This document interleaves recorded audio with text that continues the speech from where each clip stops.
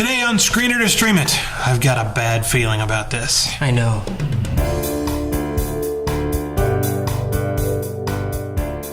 Solo, a Star Wars story, is rated PG-13 for sequences of sci-fi action and violence. Much like the previously produced unrelated sequel Rogue One, Solo is a standalone story from a long time ago in a galaxy far, far away. Unlike Rogue One, in which nearly all of the characters were new, Solo focuses on the backstory of Han Solo and Chewbacca. While there are a few familiar characters, there are also quite a few that have been created just for this story. Growing up a street urchin on the planet Corellia, Han is a petty thief and, relies on his wits to survive day to day and outfox anyone he can to survive one day at a time. Han and his friend Kira dream of earning their fortune and running away together to travel the galaxy. Oh, that's so romantic. Right. After conning some con men, Han and Kira attempt their escape, but things go wrong and they're separated. With little choice, Han runs away and gets trained to pilot starships in the Imperial Navy. He eventually ends up in the infantry, helping the Galactic Empire secure one world after the next, until he has a run-in with an abrasive captain who is not quite what he seems. Once again, staking his life on a gamble, he deserts to follow the mysterious Beckett and become an outlaw.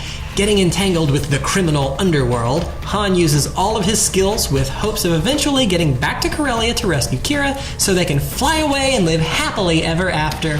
Directed by Ron Howard, Solo definitely has amazing visual effects and action that one would expect from a Star Wars movie.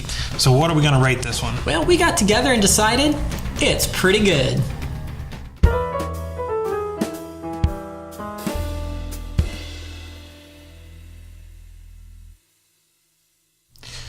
Solo, a Star Wars story, basically tells the story of how Han Solo gets tied up into the rebellion. And this is probably one of the lowest rated and did the worst at an opening box office of a Star Wars franchise movie in a very long time, maybe ever. Did it do worse than Attack of the Clones? I don't remember what Attack of the Clones made. Well, that would be a shocker, because that one... Because I think Solo was 150 million worldwide, but it was 80 million in the US or something. I mean, it was not. So they got a third of their budget back? Yeah, something like that. Well, that's not good.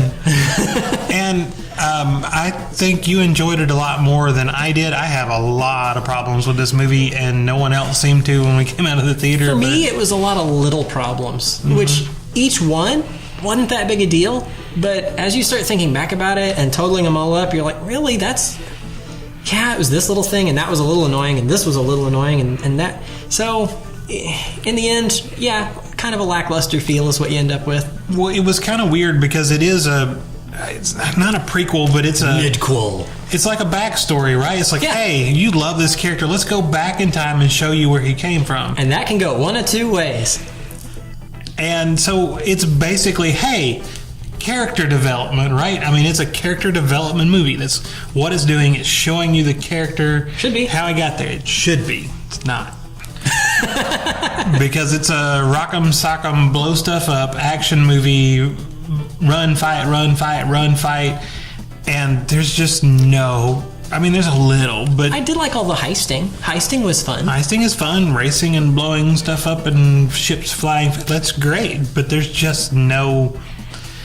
One of the things Star Wars does really well is it slows the pace down at times, and it lets you fall in love with the characters. Mm-hmm. And to me, it really felt like, hey, we're giving you a bunch of characters, you guys already love them, so we don't have to do that.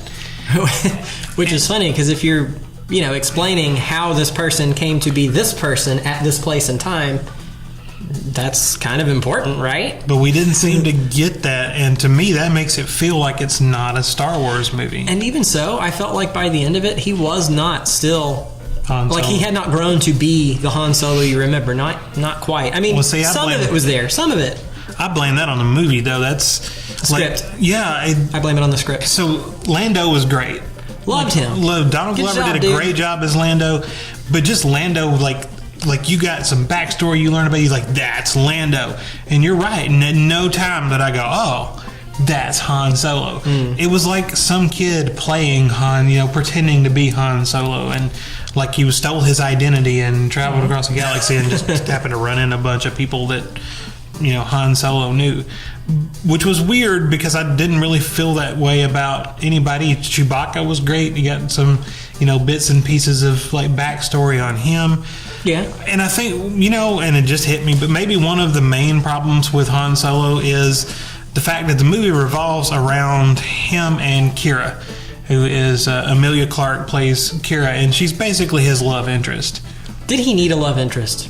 I'm going to just throw that out. Did he really need a love interest? Well, and I think that's one of, like, when I said it doesn't feel like Han Solo.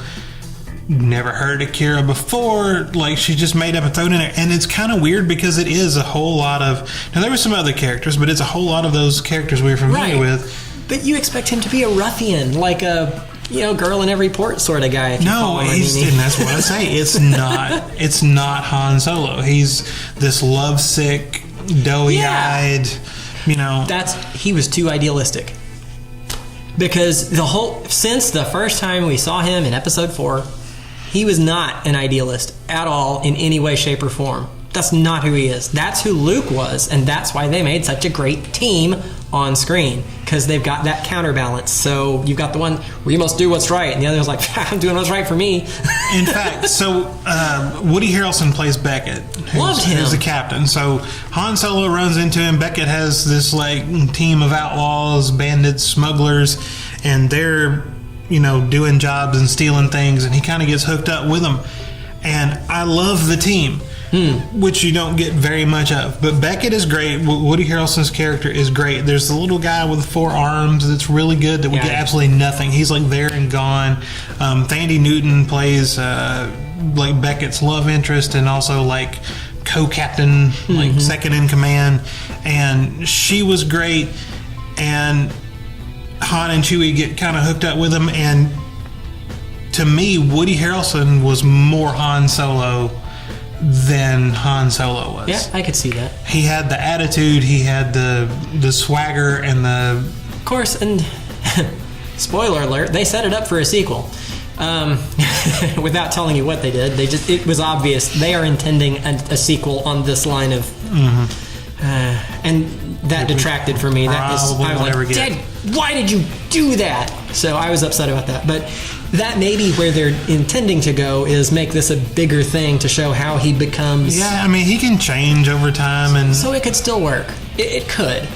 But it's still, if you go to see people wanted a Han Solo movie forever, you want to see Han Solo. Well, I don't want to see a doughy-eyed, lovesick kid and who's pretending to be Han Solo. If they'd wanted to make him all doughy-eyed like in the first 20-30 minutes and then have him totally heartbroken, that would have been fine, because then he could become a jaded, nasty fellow, and that would have been great. But no, they went a different way, which, hey, whatever.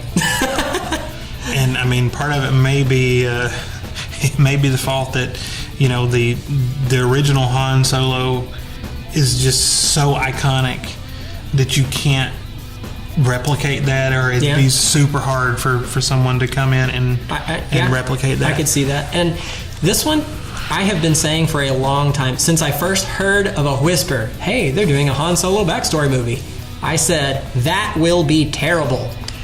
I was wrong. It was not terrible. It was way better than I expected, but my expectations were so low, no pun meant there, that it would have been hard to disappoint me. So, well, I mean, we came up with pretty good, which isn't great. Yeah. Again, I feel like if you had named it something else, and you had, if it hadn't have been... So if it had just been about a random fellow... Kind of like Rogue One in a different universe. Yeah. Like Rogue One was a bunch of characters that they affected the universe. It was a huge strength for Rogue One to do that. Yes. It was brilliant. And I know they wanted to, I'm sure, cash in on the Han Solo name, but it just doesn't feel right. It doesn't flow right. Now, if you take that out, and it doesn't feel like Star Wars to me, and even the trailer, when the first, like, I don't remember if it was the teaser or the first actual trailer came up, it just didn't feel like Star Wars at all. And then we watched the second one, and it had the Ness. I can't remember. They had horrible names. The outlaws Not that the were robot. No, the outlaws that were attacking them. They're like rival outlaws. And they had weird names. Crimson whatever or something. Blue Tide. I don't remember. Tide Pods. I don't remember. But the guys on the speeders that were attacking them. The pirates. They're space pirates. So in the second trailer, they show up and there's that scene with them standing in the dirt, and I went, there. Yeah, that looks like Star Wars. That feels like Star Wars. And I'm like, okay, there's hope. Like, there is hope that this is going to be a Star Wars movie, and that was like 35 seconds of the movie, and it was gone. And yeah, the scene looked so iconic in the trailer, but turned out to be, I mean, it was there, but it just... almost nothing. Yeah, it was wasn't as iconic as you thought it was going to be. It's one of those things. I know you didn't, but I liked they made another sassy robot for us. I liked her. Or, I don't guess, can you assume a robot's gender? Like, I don't know. Anyway, it had a feminine voice, so I call it a her. But it was very sassy robot. Hated it. And that's understandable. I could see that robot rubbing people the wrong way. But Hated it. I thought she was funny. Not near as funny as from Rogue One. Was it K2? It's K3? Well, whatever he was. Brilliantly voiced by Alan Tudyk. Mm-hmm. Loved that one. This one's not quite as good, but I liked her anyway. I forget who voiced it. But no, and I will admit she had some funny... Like, there were some funny things she did and some funny scenes and stuff. But just was annoying. But it's like that whiny child in a movie theater. It just still not as bad as Jar Jar Binks. Just saying. It's pretty much right there for me. That's about the same level of annoyance. That's harsh. Now, she doesn't get near as much screen time as he did, so I would say, she ended up being better just not having to see her. And she actually did stuff without clumsily falling into it, so, And dadgummit Ron Howard, you don't have to put Clint in everything. Yeah, you do. It was hilarious. I do like Clint Howard, but every time he pops up and it's like, oh yeah, it's a Ron Howard movie. And I had known Ron Howard was directing it, and I was excited about that because he has got skills as a storyteller for sure. I was really disappointed to me, having Ron Howard as a director elevates it, and you're like, okay, there's going to be some good story, there's going to be some good character development, and it really is like Star Wars Fast and the Furious. Yeah. That's pretty much what it was. And I think it's just too many characters they tried to throw at you, and so you either develop one at the cost of the others or develop none of them, and that's kind of the route they went was... Well, and it's not like they all... it's not like they all separate and they come back together, and they separate and they come back together. They go to one place and, hey, here's some characters. Oh, no, we went to another place. Hey, here's some more characters. Oh, no, we went to another place now. Yeah, and gaining and losing like the whole time, just kind of... And there's, like I said, and I think that really hurt the character development. Now, I thought Beckett had a little bit more, but he was also, like, he was traveling with Han through most of it. So you get... much more about him. And oddly enough, I like him more than almost anybody else in the movie, though he was, villainous. He was fun because he got all that, attention. Well, and the love interest, Kira, I assume, she was supposed to be mysterious. And like you said, the ending it pretty much just cuts off, and it's like, hey, wait for part 2, It left a feeling of incompleteness, and I don't like that. I do not. It makes you feel like you didn't get a whole movie. But she, like, I guess it was supposed to be for the sake of being mysterious, but we get, like, nothing on her. She does random things that are just completely out of what character we have got. Yeah, it seems to make no sense. And it doesn't tell you why. And he even asked her, like, Han Solo at some point is like, boy, you act weird. Why are you doing such strange things? And she's like, I can't tell you. And it's like, okay, you're supposed to... everybody is okay with this? She's supposed to be mysterious, but it just, it doesn't work. And I was really kind of disappointed. There weren't a lot of great interactions between Han and Chewie. He was there, but some of those... I don't know, I like the moments. There was one in the trailer that did not make it into the movie. Don't know how, because it was one of the funniest things in the trailers. Which one? Han asks Chewie something, and Chewie, roars back at him, and Han says, yeah, what do you know? Not in the movie. No. Why was that not in the movie? I want to know what that was supposed to be context-wise, because that was a fun moment. But nope, not even there. Don't know why they took it out. The main villain, I don't think was in any of the trailers. No, he wasn't. Actually, several of the main villains weren't in the trailer. The only ones were, like I said, the outlaw, the pirate guys on the speeders very briefly showed up. No, the main villain was in the trailer in like a really quick shot where he had like this little knife lightsaber knife things I can't remember. and it was just an action shot, so there was no sense of that is a villain, or well, beyond just seeing him using a lightsaber knife. But and they were red. Red means villain, right?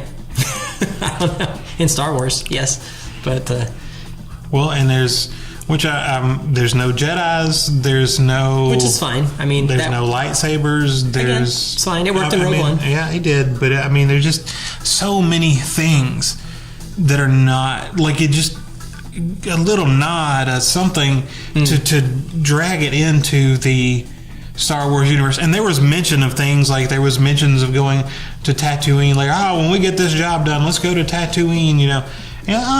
But we never actually see like a familiar place. The Millennium Falcon, when it shows up, looks way different than you're used to. Yeah, that was weird, and they kind of explained that off, but it worked. I was wondering how that was going to work out, and it worked. I'll give them that, it worked.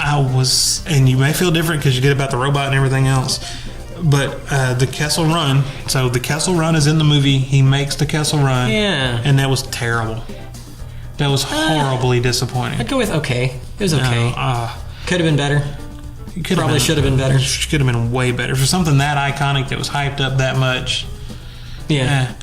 And I had another problem too, just thinking about the Kessel Run, because there's a scene again when they do it, and he says 12 parsecs or something like that, and Chewie says something to him, and he goes, "Well, if you round down." Yeah.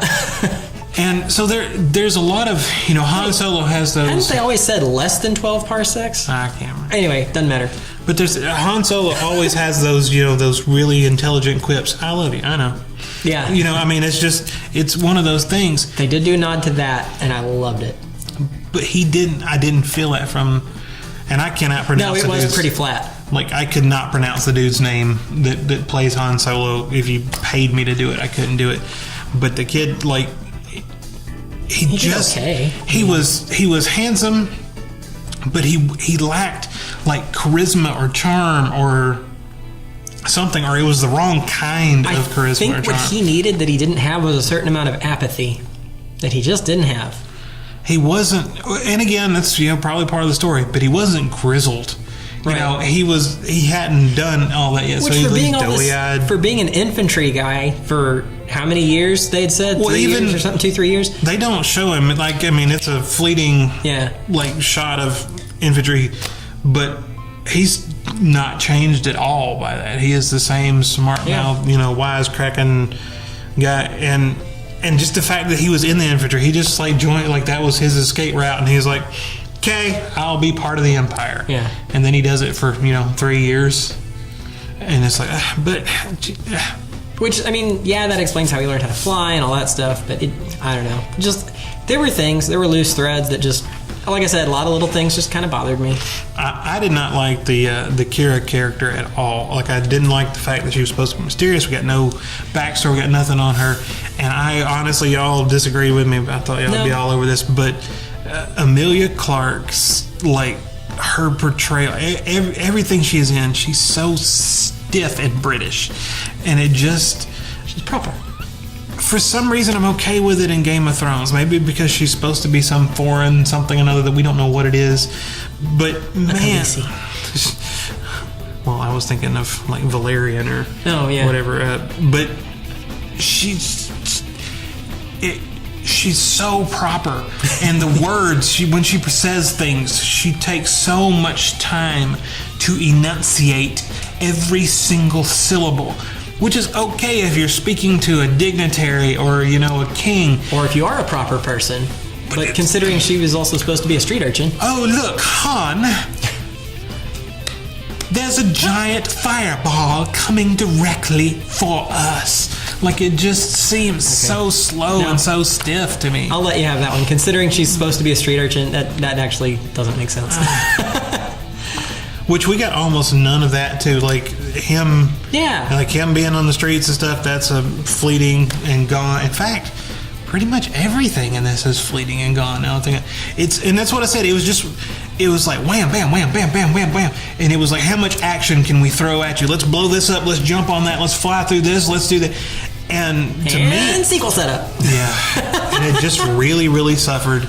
And it wasn't a good sequel setup either. No. I mean, it was painful. a good sequel setup, when you get done, you'll be like, oh man, I gotta wait to watch the next one, and it was. Oh, I cringed when it happened, but not because of that reason. I won't tell you more because I don't want to spoil. But it fell short in so many places, and again, like you said, they weren't not. I couldn't.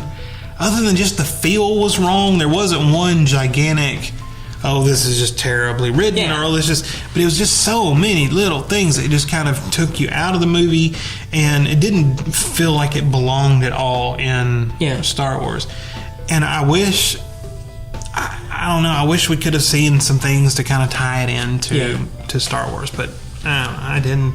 On the upsides, real quick, because we're getting short on time, I liked the introduction of Chewbacca and Lando and how those guys all met. Yeah. So it did have things going for it, but sometimes it's just easier to pick on the little things you didn't like. But all in all, I had fun. If you're a diehard Star Wars guy, it's fun. Definitely better than some of those prequels that we don't like to talk about. But what prequels? Exactly. If you're not wanting to watch a Star Wars, what do you have for a streaming option? I got a good one this week. 2005 PG-13, Serenity. That is a good one. It is a good one. So Serenity is basically, if you haven't seen Firefly, shame on you, you should have. Go watch it. But Firefly was a very short-lived TV series that Fox killed for some reason. I have no idea why. That was amazing. And the fans created enough fervor and anger that they made a movie to wrap up what was left open. That movie is Serenity. Now, you don't have to watch the series. You should, because it's great. But you don't have to watch it to watch Serenity. But it's basically, it's space smugglers, and they're kind of outlaws and pirates, and they're hiding stuff on the ship, and they're trying to get away, and they're being tracked by the evil empire that's trying to, shut them down. And then there's all these, other bad guys that are like monstrous alien things that are out there to get them. But it's just done so well, and you've got the wisecracking, smart mouth captain that Nathan Fillion has that Han Solo. He's got the suave and the cool and the quips, and Alan Tudyk, who you mentioned earlier, is a pilot wash and is great. It's just great all over. So watch Serenity. You really should watch Firefly first, but you don't have to if you don't want to. Yeah, definitely. You totally guessed my streaming option. Did I? You did. Yes. That was what I was going to say. So since you said that one, kind of along the same lines, you could go with, was it The Italian Job? If you like heist movies, it's a bit further away because it's not sci-fi, but it's got the heist and the double crosses and that sort of thing, that rough criminal underworld element. So, but definitely Serenity. That was a good choice, man. Good choice. You made me go first. That's all our time. Thanks so much for watching Screen It or Stream It. And remember, don't take your kids to the movies on Tuesday nights, because that's when we go.